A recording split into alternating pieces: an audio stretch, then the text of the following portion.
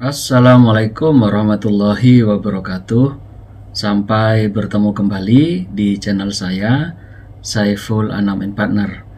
Hari ini saya akan membahas tentang urgensi terkait dengan adanya rencana amandemen atau perubahan terhadap Undang-Undang Dasar 1945 atau terkait dengan amandemen kelima terhadap Konstitusi Republik Indonesia yang kita tahu pada beberapa kesempatan yang lalu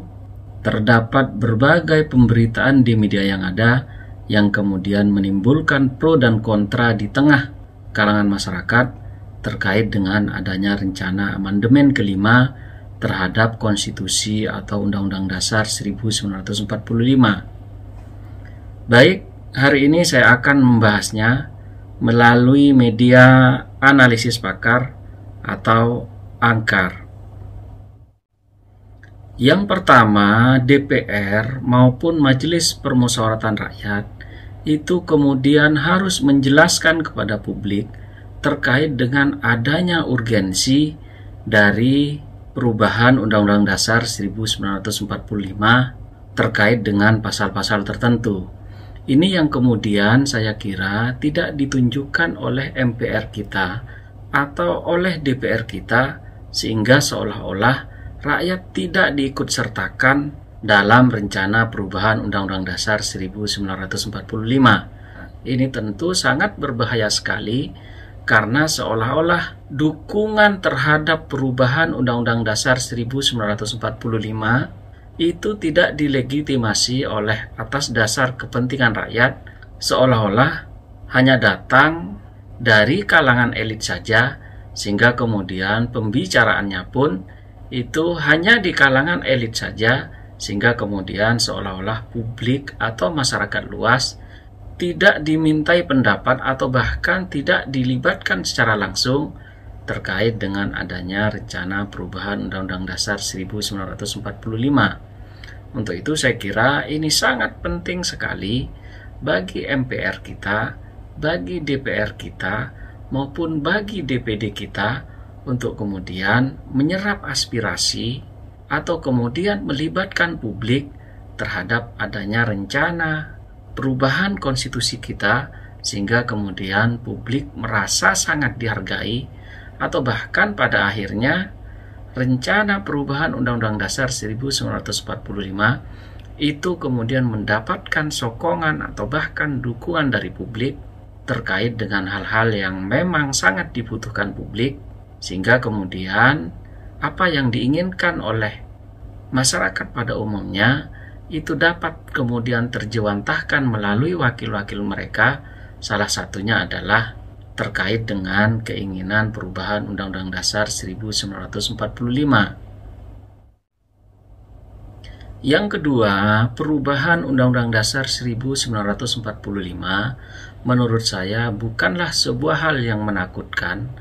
atau merupakan hal-hal yang perlu ditakutkan oleh kalangan umum, akan tetapi justru pihak DPR maupun DPD serta MPR itu kemudian lebih memasifkan terkait dengan urgensi dari perubahan, sehingga masyarakat kita, sehingga rakyat Indonesia itu dapat lebih paham atau mengerti terkait dengan urgensi dari perubahan Undang-Undang Dasar kita, sehingga kemudian rakyat lebih paham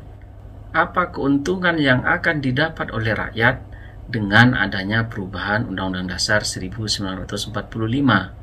Tentu hal ini sangat penting sekali sehingga masyarakat menjadi sangat paham terkait dengan adanya nilai keuntungan apabila dibandingkan dengan sebelum adanya perubahan kelima terhadap Undang-Undang Dasar kita. Untuk itu saya kira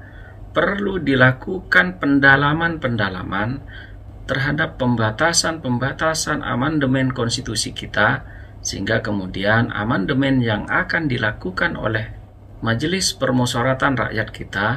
itu benar-benar mencerminkan keinginan dari rakyat Indonesia, sehingga rakyat Indonesia dapat memberikan dukungan terkait dengan adanya rencana perubahan konstitusi kita tidak terkecuali terkait dengan apa yang menjadi keuntungan publik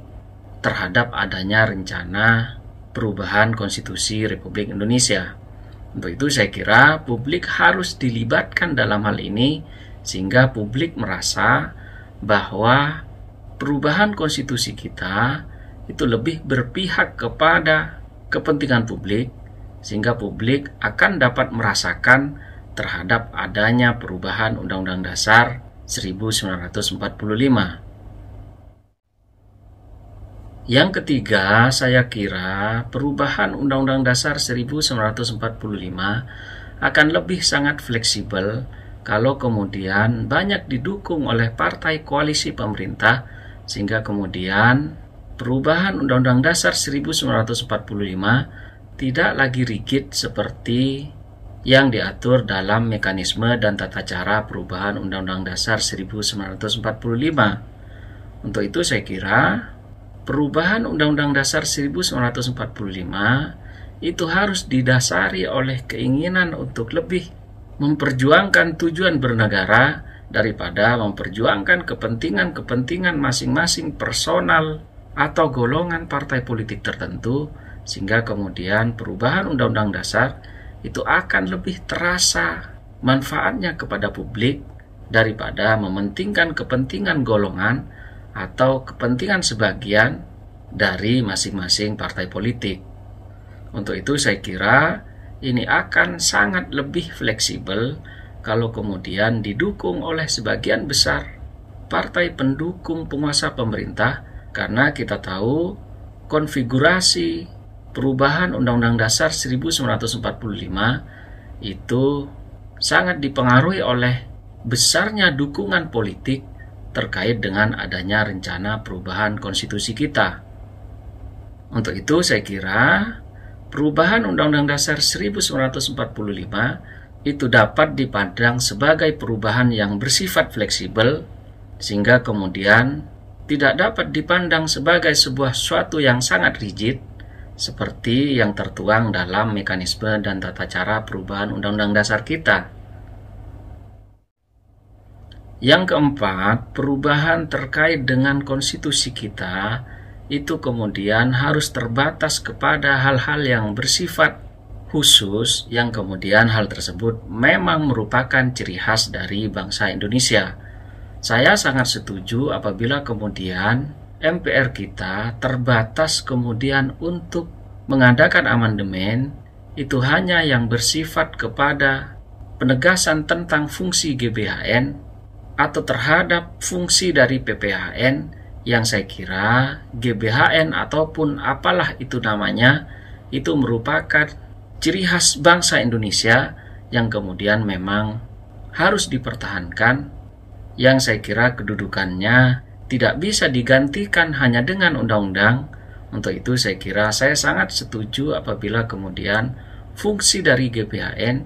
itu kemudian melekat dan dicantumkan melalui perubahan konstitusi kita. Untuk itu saya kira fungsi dari GBHN itu perlu kemudian untuk dijadikan sebagai pedoman, dan fungsinya pun juga harus tercantum dalam perubahan konstitusi atau Undang-Undang Dasar kita. Untuk itu saya kira perubahan ini harus lebih spesifik kepada hal-hal yang sangat urgent, tidak kemudian melebar kepada hal-hal yang dapat merusak tatanan reformasi yang kemudian sudah diamanatkan melalui perubahan konstitusi kita. Yang kelima, tidak hanya PPHN atau terkait dengan pelembagaan PPHN, akan tetapi perubahan-perubahan yang sangat urgent lainnya, seperti misalnya penguatan Dewan Perwakilan Daerah, dan juga terkait dengan presidensial threshold, itu saya kira juga perlu kemudian dilakukan perubahan, sehingga kemudian amandemen Undang-Undang Dasar 1945 itu lebih kemudian bersifat progresif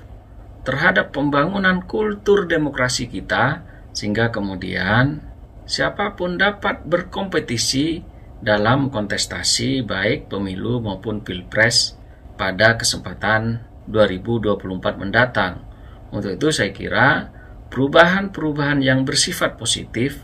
itu kemudian perlu untuk dilakukan kajian dan dorongan, sehingga kemudian tidak hanya yang menjadi ciri khas bangsa Indonesia, akan tetapi terhadap pembangunan kultur demokrasi Indonesia itu kemudian sangat perlu untuk dilakukan